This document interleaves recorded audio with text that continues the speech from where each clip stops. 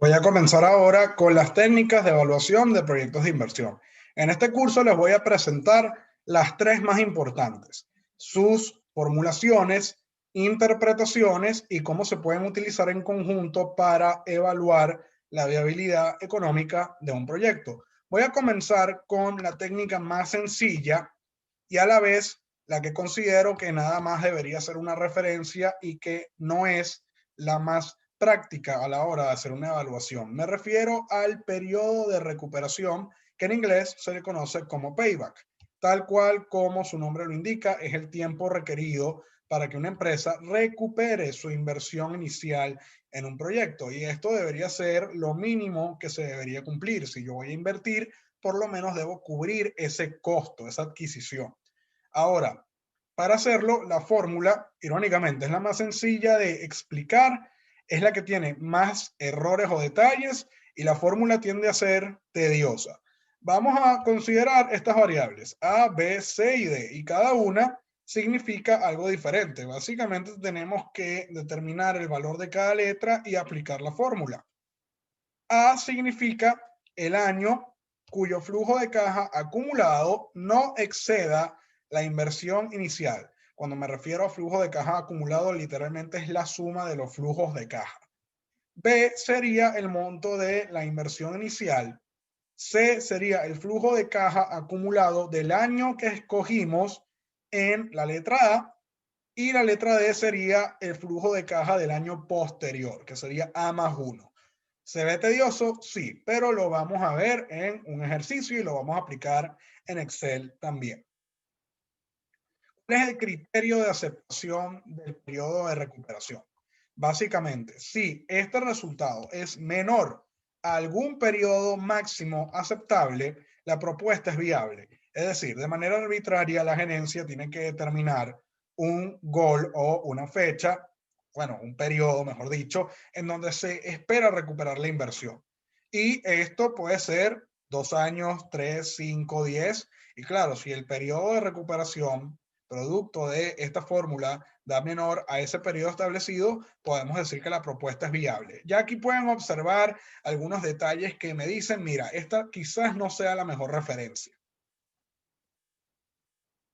Y bueno, quiero presentarles aquí un cuadro extraído de un libro con las ventajas y desventajas de esta regla. Y a medida que vayamos leyendo se van a dar cuenta de cuál es el elemento aquí que marca la pauta que hace que esta técnica sea una medida referencial, pero no es la más recomendable. Vamos a ver primero lo que son las ventajas. Es fácil de entender, además de que es fácil de comunicar. Si tú, como gerente financiero, le expresas a un inversionista que en 2 años va a recuperar su inversión inicial, es suficiente. No hay que entrar en demasiado detalle y no hay que ser demasiado técnico. Además, se ajusta a la incertidumbre de los flujos de efectivo posteriores porque tenemos este periodo arbitrario que nos pone como un límite. Y bueno, precisamente ignora los flujos de efectivo, que serían los flujos de caja más allá del límite. Ahora, esto ya en sí es un problema. Lo vamos a ver aquí en las desventajas, pero quiero que se enfoquen en la primera, que es la palabra de Dios. Esta técnica, irónicamente, viola el principio más importante de las finanzas, que es el valor del dinero en el tiempo. Porque si se hace una suma algebraica de los flujos de caja, se ignora el costo de oportunidad y hay que considerar esa tasa de rendimiento. Entonces, si hacemos una suma de cada flujo de caja en el futuro, eso no es consistente. Además de que requiere este límite arbitrario que, digamos, no permite ver el panorama completo. Además de que claramente está sesgado hacia la liquidez porque se va a enfocar en los periodos, los que serían los más próximos, y además de que es sesgado contra proyectos a largo plazo, como les estoy indicando, como investigación y desarrollo y proyectos nuevos. En pocas palabras, esta técnica se utiliza como una medida rápida para dar respuestas, ofrece una idea general, pero no se puede tomar demasiado en serio y no se puede comunicar para hacer una toma de decisión porque realmente hay muchos elementos que están fuera del juego aquí y lo vamos a ver con el siguiente ejercicio. En este caso, vamos a considerar unos escenarios genéricos, 3 tipos de proyectos y, bueno, dadas las siguientes propuestas, cuál llevaría perdón, a cabo utilizando el periodo de recuperación. En este caso, como les digo, 3 proyectos diferentes con sus inversiones iniciales y tenemos aquí un periodo de proyección de 3 años. Este va a ser nuestro límite y aquí vemos los flujos de caja que va a generar cada proyecto. Ya están calculados. Ahora, sin yo tener que pasar a la lámina siguiente, ya podemos hacer algunas observaciones aquí. Podemos ver que el proyecto A se recupera en 2 años porque si yo sumo 200 más 200, ya cubro este costo. Si yo voy al proyecto B que cuesta 500 y yo sumo los flujos de caja, me voy a quedar corto. 100 más 150 da 250, más 200 da 450 y pasa el año 3 y no recupero la inversión. Entonces, en teoría, ya debería descartar esta opción. Y la la inversión C cuesta 700 y aquí podemos ver 300 más 250 da 550 y más 300, ya aquí en el año 3 recuperó la inversión, pero pareciera que está el valor entre el año 2 y el año 3. Entonces hay que precisar este resultado y vamos a utilizar la fórmula. Ven, ya resolví el ejercicio, sin tener que hacer cálculos. Bueno, vamos a darle forma. El proyecto A, como ven claramente, 2 años para que se recupere, ni más ni menos. El proyecto B se descarta porque no se recupera la inversión, no llegamos al monto. Y el proyecto C, hay que aplicar la fórmula. Hay que considerar toda esta serie de elementos. Creo que va a ser más fácil si se los explico en Excel, pero claramente la respuesta es el proyecto A. A pesar de que el proyecto C se recupera en 2 años y medio, este es el que ofrece el periodo de recuperación más bajo.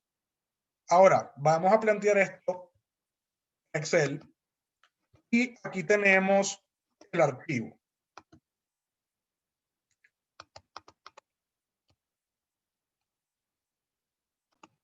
Por alguna razón se congeló la computadora, no me abría el Excel y dije, bueno, nada, yo tengo que continuar con esta grabación, ¿no? La voy a repetir.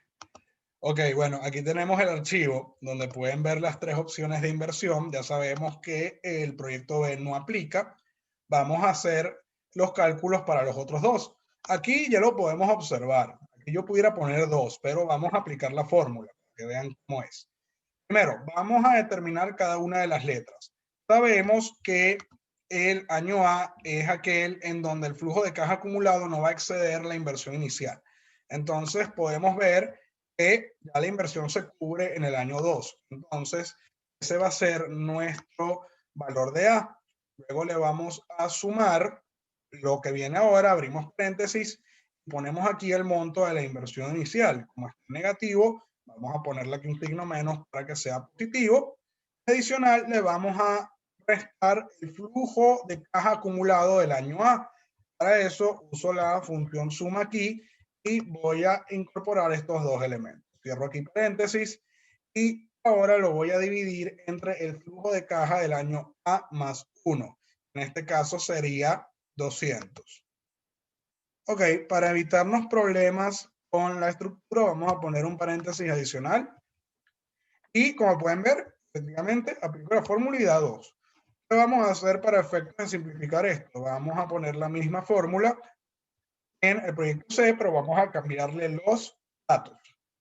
El año donde el flujo de caja acumulado no excede la inversión inicial es el año 2 también en este caso, que sería aquí. Si yo sumo 300 más 250, me da 550.